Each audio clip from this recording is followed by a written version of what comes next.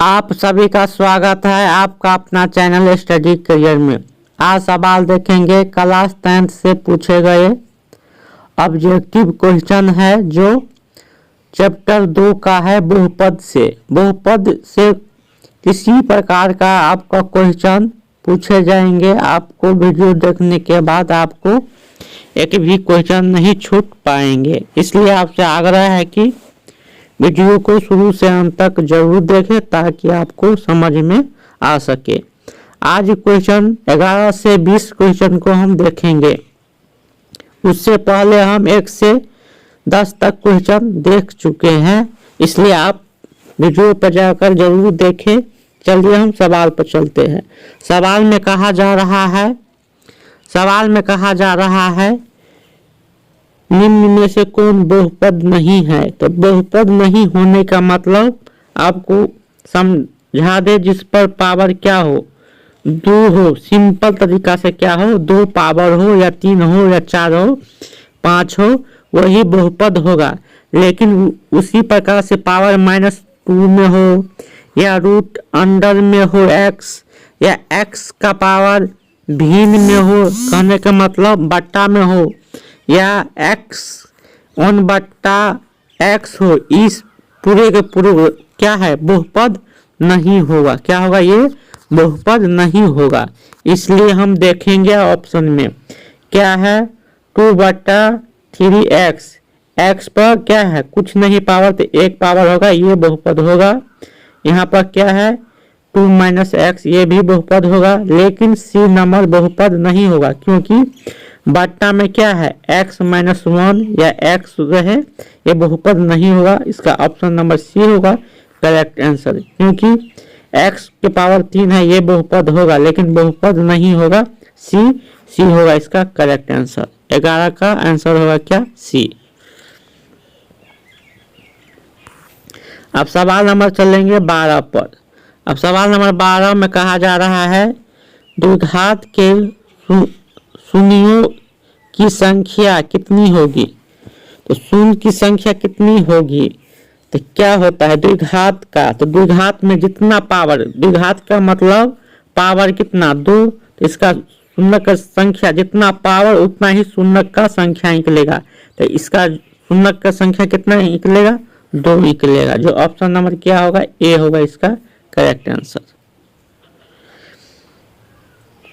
अब सवाल नंबर चलेंगे 13 पर। अब सवाल नंबर 13 में कहा जा रहा है कौन सा रेखीय बहुपद होगा, या रेखीय बहुपद व्यंजक है।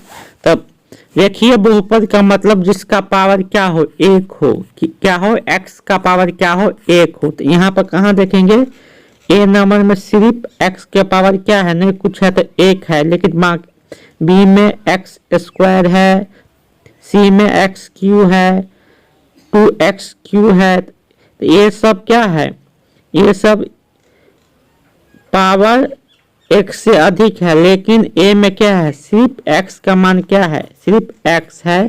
तो जिसका पावर 1 हो वो हमेशा क्या होगा, वो हमेशा रेखीय बहुपद कहलाएगा। जो ऑप्शन नंबर ए होगा इसका करेक्ट आंसर। 13 का ए होगा करेक्ट आंसर। सवाल नंबर चलेंगे 14 में। तो सवाल नंबर 14 में कहा जा रहा है निम्नलिखित में कौन बहुपद नहीं है। तो बहुपद होने का एक ही शर्त है, x के पावर सिर्फ सिंपल पावर हो, 1 हो या 2 हो या 3 हो, लेकिन वो सिंपल तरीका में पावर हो।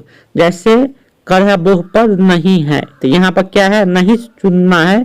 तो ए नंबर है बहुपद, यहाँ पर बी भी क्या है बहुपद है, क्योंकि x के पावर q और स्क्वायर है। यहाँ पर क्या है, सी नंबर में क्या है, इसको हम गुना करेंगे तो क्या होगा, x² + 1 बट्टा में x हो जाएगा, क्योंकि बट्टा पाका जोड़ करेंगे तो ये x नीचा में आ गया। जब भी नीचा में आ गया तो इसका मतलब कि 1/x के रूप में आ जाएगा, इसका बहुपद नहीं होगा। ये सी नंबर इसका क्या होगा, करेक्ट आंसर होगा, क्योंकि डी नंबर में भी x² है तो ये बहुपद होगा, लेकिन सी में क्या है x + 1/x आ गया, इसलिए बहुपद नहीं होगा। इसका करेक्ट आंसर क्या होगा, सी होगा। अब सवाल नंबर चलेंगे 15 में।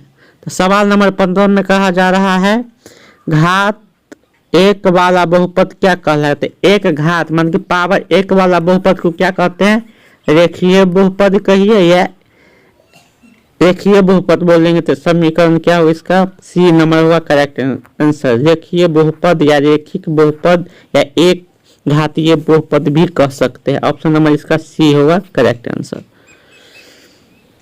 अब सवाल नंबर चलेंगे 16 पर कि त्रिघात बहुपद जिसका पावर क्या हो,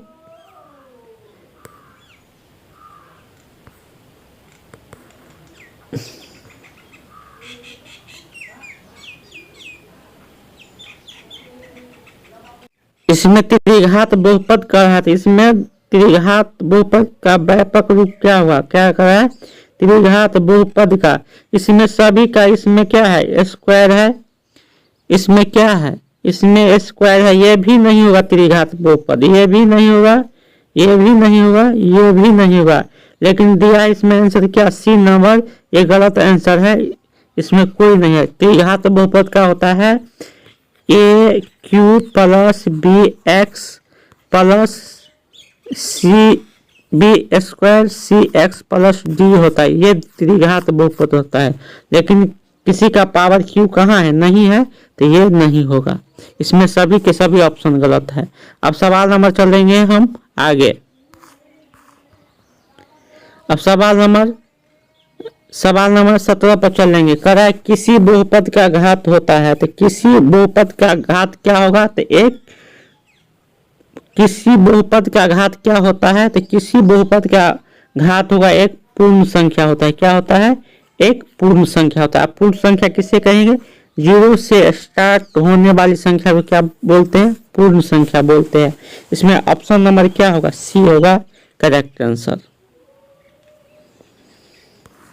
अब सवाल नंबर चलेंगे 18 पर। सवाल नंबर 18 में क्या कहा जा रहा है, पी एक्स बराबर x square plus 4x minus 12। तो पी का मान कितना दिया है, तो पी का मान दे दिया 1, तो इसका मतलब x का मान क्या रखेंगे 1। तो जहां जहां x है वहां 1 रखेंगे। तो यहाँ पर क्या है एक्स स्क्वायर, तो 1 स्क्वायर तो 1 ही होगा। 5x 5 में गुना 1 से करेंगे तो 5 होगा माइनस 12। अब 5 और 1 का जोड़ेंगे तो कितना होगा 6 माइनस 12। अब 12 में से 6 जाएगा तो कितना बचेगा -6। इसका -6 होगा आंसर। ऑप्शन नंबर सी होगा इसका करेक्ट आंसर। यहाँ पर पी एक्स के मतलब x के मान 1 दे दिया है, और जहां जहां x है उस जगह क्या रखे हैं 1 का मान रखे हैं, और माइनस प्लस करके इसका माइनस क्या आएगा -6 आया है, इसलिए इसका आंसर -6 होगा। Option number C. अब सवाल नंबर 19 में कहा जा रहा है निम्नलिखित में कौन बहुपद नहीं है। तो बहुपद नहीं होने का एक ही शर्त है, ये बट्टा में ना हो। तो यह बट्टा में सी नंबर में हो गया है, ये बहुपद नहीं है। इसका ऑप्शन नंबर सी होगा करेक्ट आंसर। अब सवाल नंबर चलेंगे 20 पर। तो सवाल नंबर 20 पर चलेंगे। सवाल नंबर 20 में क्या है, यहाँ पर देखो क्या है, पी एक्स बट्टा जी एक्स निकालना है। बट्टा के रूप में है तो कुछ नहीं करना है। क्या आपको समझाए थे, सिर्फ यही कहे थे कि घात कितना है, एगो घात 7 दिया है, एगो घात कितना दे दिया है 3 दे दिया है, तो 7 में से 3 घटा देंगे। घटाने के बाद क्या आ जाएगा 4। तो 4 देखेंगे ऑप्शन में कहाँ है 4, तो ऑप्शन नंबर बी होगा इसका correct answer. Option number B में है 4, इसका होगा क्या बी होगा करेक्ट आंसर। अगर इस प्रकार का सवाल दिया रहे, 2 घात दिया रहे और पी एक्स बट्टा जी एक्स में पूछे, तो इसका हमेशा क्या आंसर होगा, हमेशा घात को बड़ा में से छोटका घात को घटा कर आंसर देंगे, और जो आएगा वही आंसर होगा। आपको ये वीडियो जरूर अच्छा लगा होगा, इसलिए आपसे आग्रह है कि वीडियो को लाइक कमेंट, और चैनल पर नहीं है तो चैनल को सब्सक्राइब जरूर करें। आप सभी को मेरी तरफ से धन्यवाद।